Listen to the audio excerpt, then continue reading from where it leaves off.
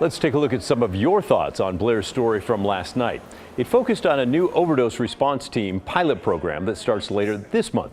It will be based out of Portland Fire's downtown Station 1, which responded to over 2,000 overdose calls last year.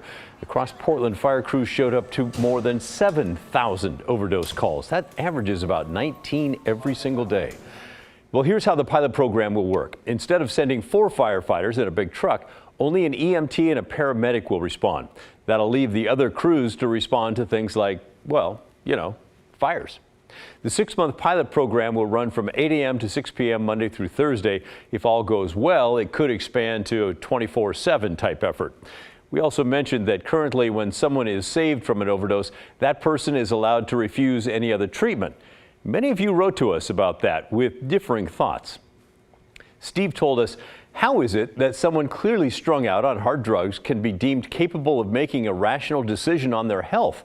Oregon should reinstate the poor farm system for drug addicts. This would cost money, no doubt, but it would be more humane than reviving someone and letting them wander back to their next OD. And it would clean up the streets. Some viewers were a little more blunt, like Jeff. I bet if we outlaw Narcan, the fentanyl use will drop.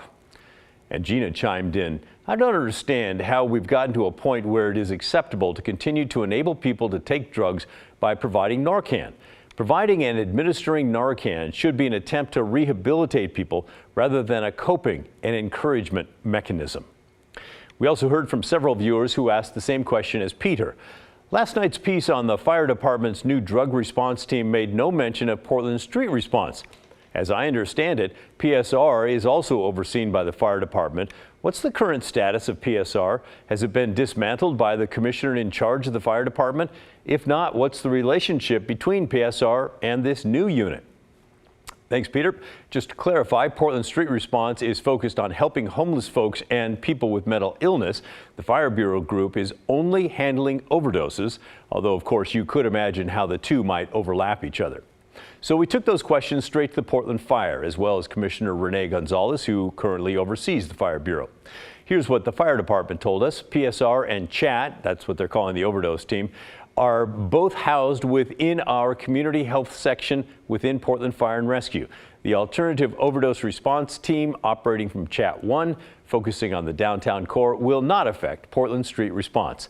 Chat and PSR crews will continue to operate as designed, responding to calls appropriately based on call type and responder skill set. Both programs will keep on trucking as it is, with a singular Chat crew expanding their focus to allow PF&R to send the appropriate responder to each call type. We emailed Commissioner Gonzalez early this afternoon asking Peter's question. We've not yet heard back.